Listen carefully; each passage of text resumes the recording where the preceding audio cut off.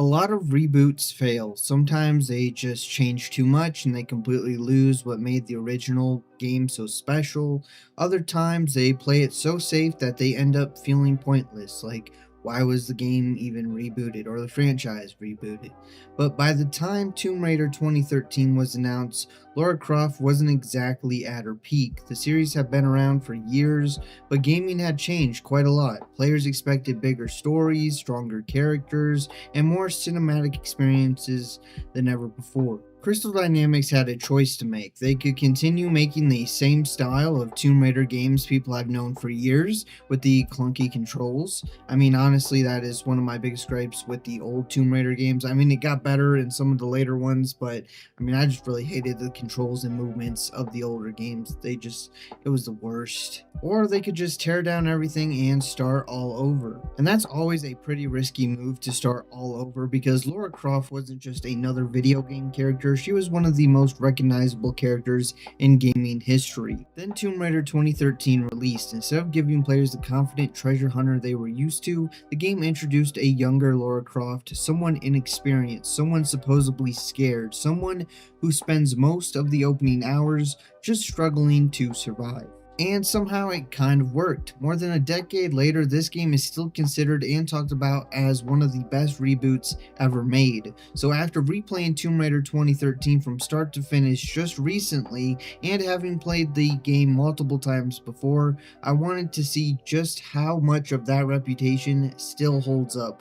Does the gameplay still feel good? Does the story work? And most importantly, does a reboot actually deserve all the praise it continues to receive over the last 10 years? Or are we just looking back at this game through those rose-tinted glasses that we always seem to look back on things with? So without any further ado, let's just get right into it.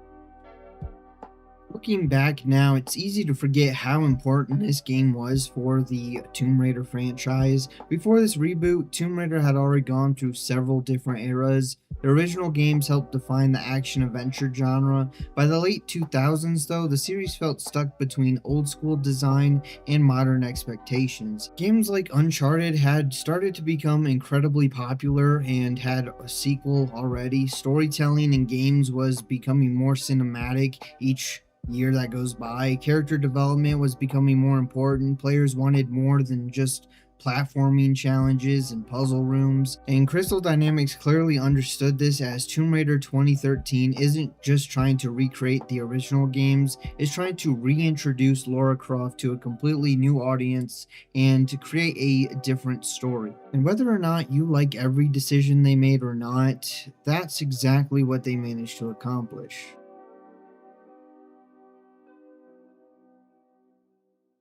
If the story is what got people interested in Tomb Raider 2013, the gameplay is what kept them playing. What's interesting about this reboot is none of its individual mechanics are particularly groundbreaking. Not the shooting, not the platforming, the stealth isn't revolutionary, even the progression system is pretty straightforward and simple. But what Crystal Dynamics did really well was combine all of those elements and mechanics into a package that rarely becomes boring. The game is constantly changing what you're doing. One moment you're climbing through a shipwreck, hanging off a cliffside, the next you're fighting a group of soldiers, then the next moment you're exploring a new section of the island looking for some collectibles or possibly weapon parts and crates to upgrade your weapons, then you're solving a puzzle inside an optional tomb, which I do wish there were just, some more tombs to explore in this game, but there is enough. The pacing keeps moving, and because of that, I never really found myself getting tired of any one mechanic or the game in general.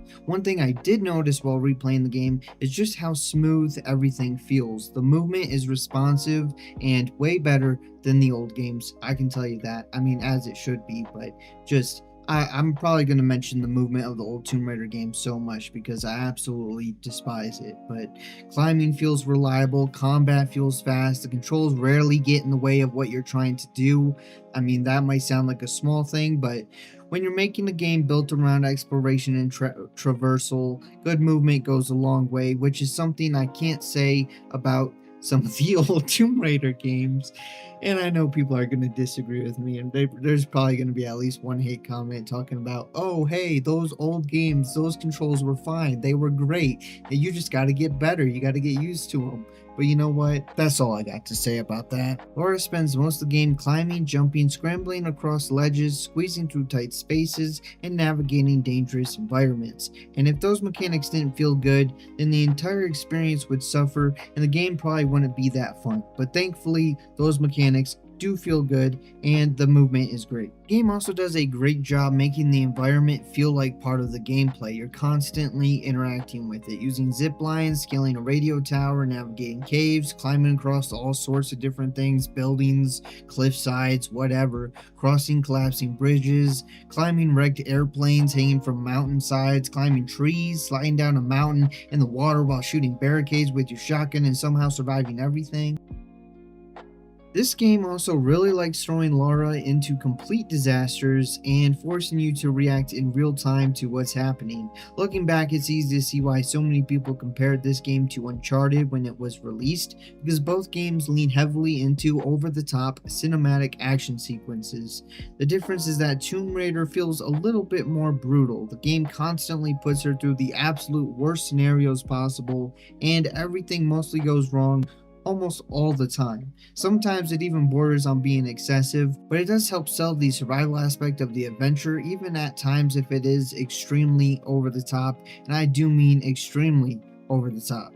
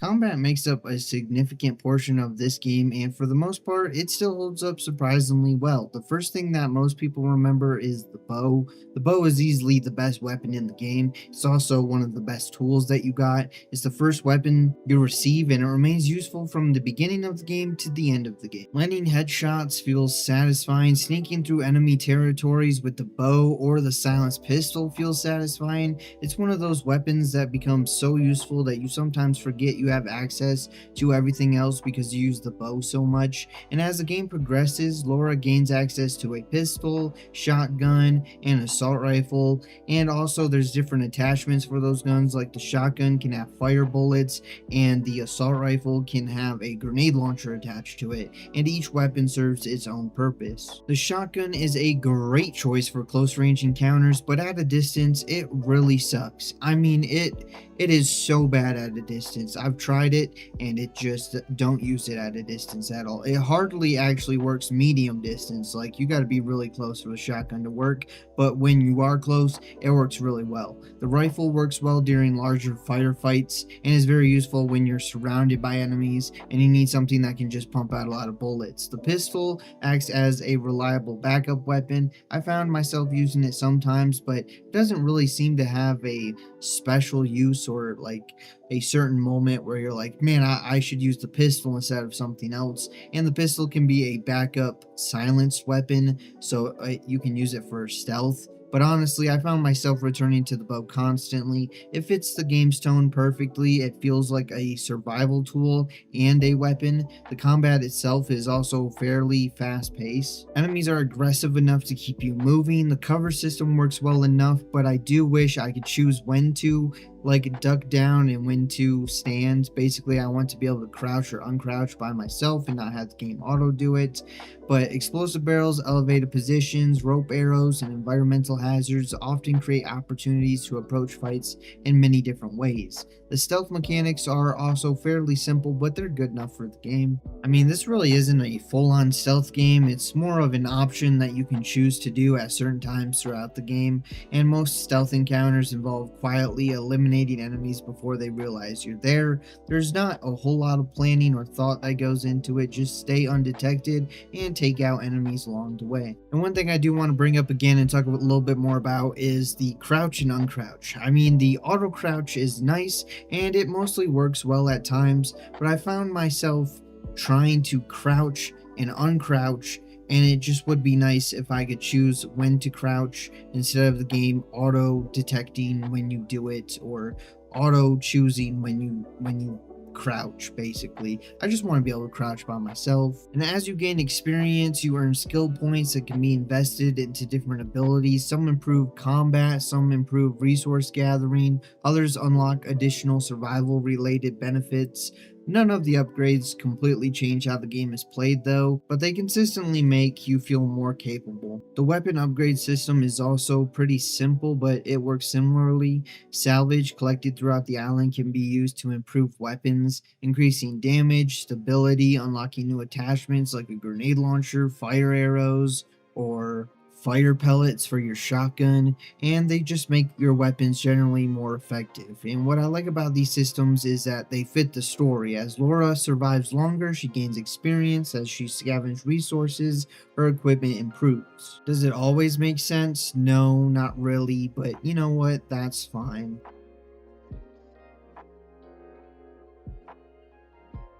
Exploration is probably the area where Tomb Raider surprised me the most during this replay. I remember the story a bit, I remember the action sequences being a lot and over the top. What I don't remember as much is how much time I spent simply exploring the island. While the game isn't fully open world, it isn't completely linear either. Instead, it uses a series of interconnected areas that gradually open up as you gain new equipment. For example, there are areas that you can't get to in the beginning of the game until you get the rope arrows where you can pull stuff down, and then you'll unlock new areas that you weren't able to go to previously in the game. You can also use campfires to fast travel between the different campfires to go back to areas that you previously have unlocked. Previously unreachable collectibles can be attained, additional secrets can be discovered. It creates a sense of progression because Laura isn't just becoming stronger in combat, she's becoming more capable of navigating the island itself. And there is one criticism that has followed Tomb Raider 2013 ever since its released. For a game called Tomb Raider, there honestly aren't that many tombs. The optional tombs that are included are decent, some of them are fun, they have some interesting puzzles, but honestly, most of them are really short. They just take like a couple minutes and then you're in there, you're out, you're done, and honestly, a lot of them are kind of forgettable. With that said though, the tombs that are there still provide a nice break from the combat and give you a chance to slow down and solve some unique puzzles.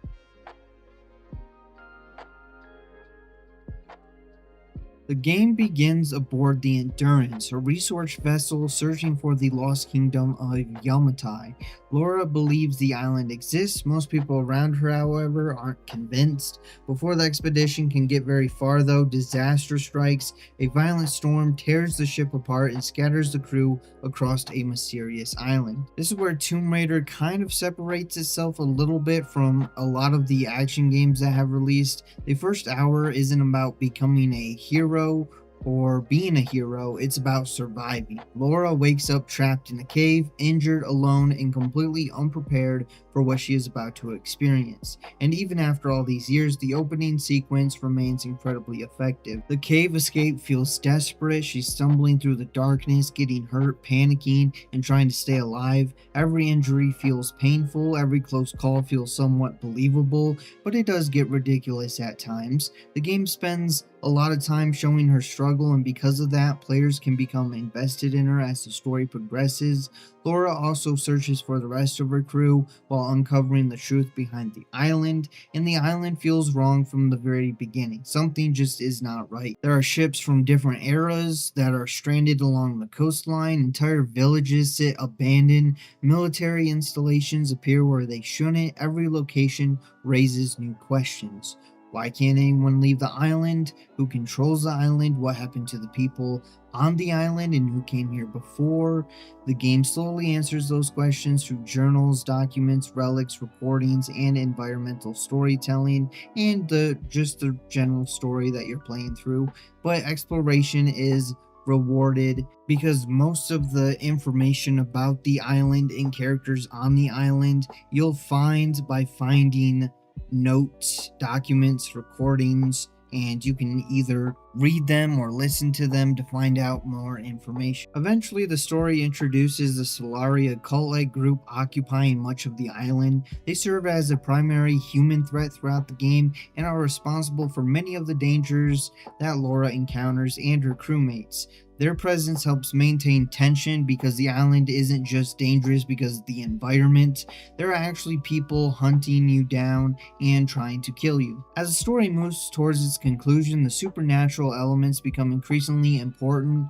This is probably one of the most decisive aspects of the narrative. The first half of Tomb Raider feels relatively grounded, where the second half leans much harder into ancient mysteries, rituals, curses, and supernatural explanations. Personally, I think the supernatural direction fits Tomb Raider as a franchise, and I also think it's what separates Tomb Raider from its competition, for example, Uncharted. But one of the biggest weaknesses of the story is its supporting cast. Characters like Roth receive enough development to become somewhat memorable, but there's several cast members of the Endurance crew that simply don't get enough screen time to really care much about them. I mean, there are moments where the game expects emotional investment from the players or for you to feel something when something happens to one of the characters, but some of the characters haven't really earned that connection as you only see them a few times throughout the game and you won't really build any reason to care. I mean, there's times in the story where a character dies and it's supposed to be emotional and I don't know,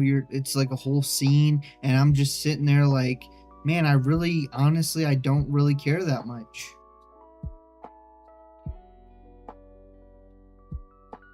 One thing that immediately stood out to me when replaying Tomb Raider in 2026 was how well it aged visually, and this is something I always look back on when I look at older games that's been a while. I mean, this game released in 2013, which means it's well over a decade old at this point, but there were plenty of moments where I found myself stopping and thinking that this still looks surprisingly good for its age. Obviously, if you put it next to some modern games, you're going to notice a difference. It's not going to look as good, but character models, I mean, they're not as detailed as we're used to today, and some textures can look flat. But overall, Tomb Raider has held up way better than many games from the same era, and a lot of that comes down to the art direction. Good art direction tends to age much better than cutting edge technology. On top of that, Laura's appearance changes as the game progresses. Her appearance gets more covered in mud, blood stains her clothing, she gets cuts and bruises across her body and like some wounds, and by the end of the game she looks exhausted. She looks like she just went through it. I mean, Laura doesn't come out at the very end looking pristine, she just looks bloodied and a mess. But also, the game's visuals in general, I mean, they just look pretty good. Honestly, for being 2013, once again, yes, some of the lighting is not as good and stuff like that, but the design of the island and the way everything looks just fits the game well and it looks good. The sound design also deserves some praise as it's one of those parts of the game that most players probably don't think about consciously, but it contributes a huge amount to the overall experience.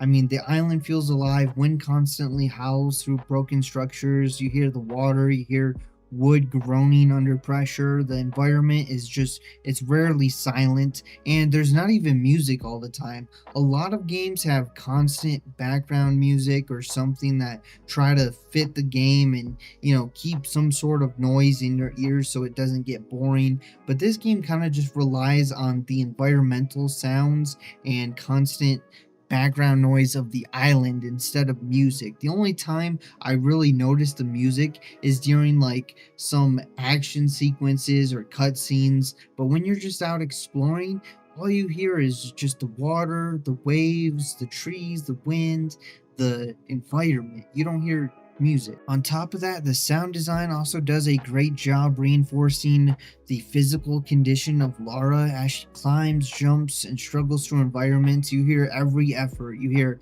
heavy breathing, the grunts, the pain reactions, exhaustion, and those details help immerse yourself in the game. The soundtrack is a area where Tomb Raider kind of shows some restraint. A lot of modern games treat every moment just with music, and music is constantly trying to grab your attention and add to the scene, and Tomb Raider just kind of doesn't do that.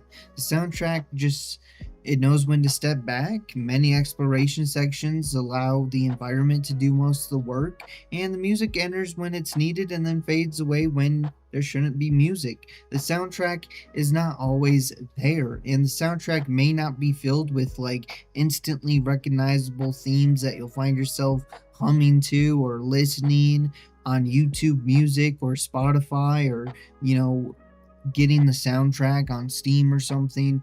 But the soundtrack supports the experience. It knows when to create tension, it knows when to create excitement, and it knows when to just not play and let the environmental sounds do all the work.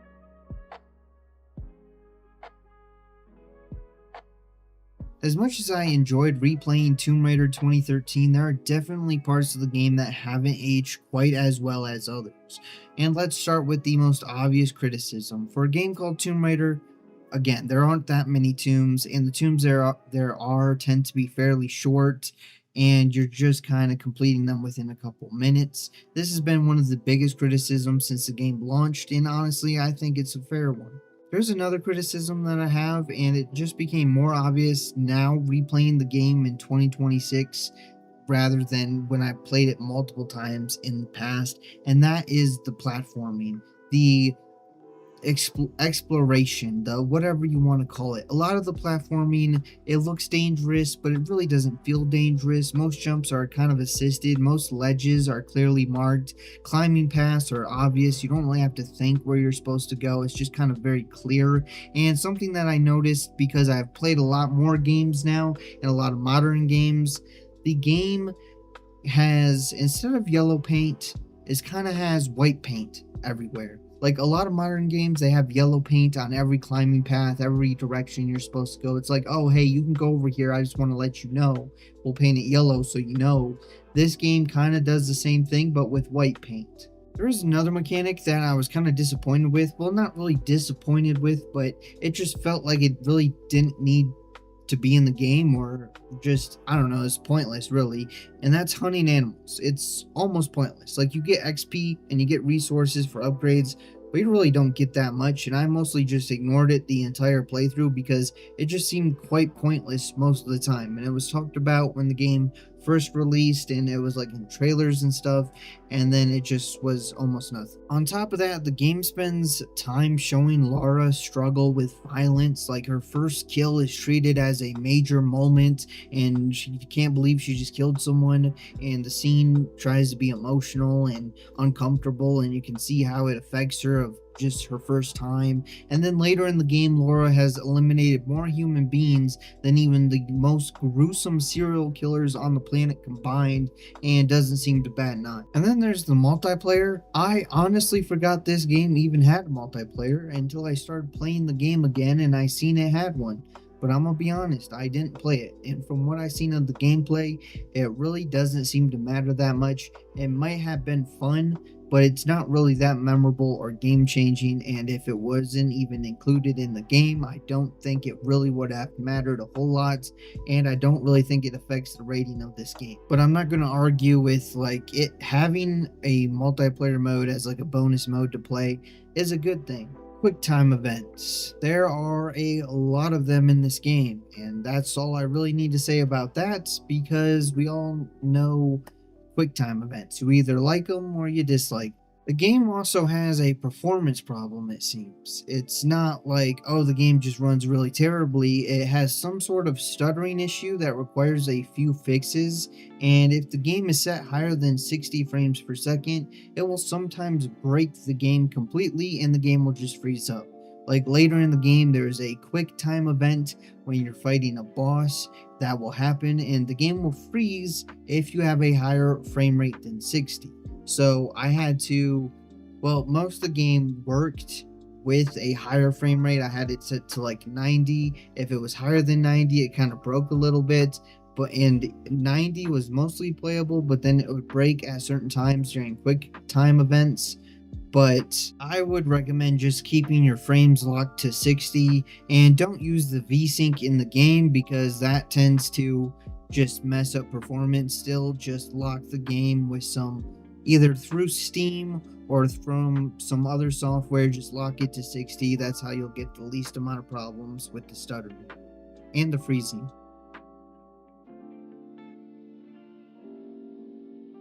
Even after replaying it more than a decade later, none of these issues were significant enough to seriously hurt my enjoyment of the game. Because despite all the criticisms, I still found myself wanting to keep playing all the way to the end of the game.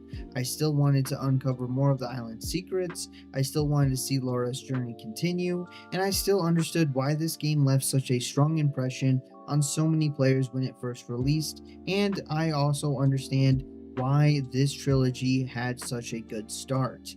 Not every Tomb Raider game has aged perfectly with their clunky, terrible, unreliable, stupid movements.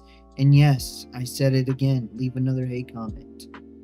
Though I think anyone that didn't like me saying that is probably not stayed to the end of this video. But at the end of the day, this game has held up really well for being around 13, 14 years old. And if for some reason you haven't given this game a try yet or played it, I recommend that you go and give this game a try.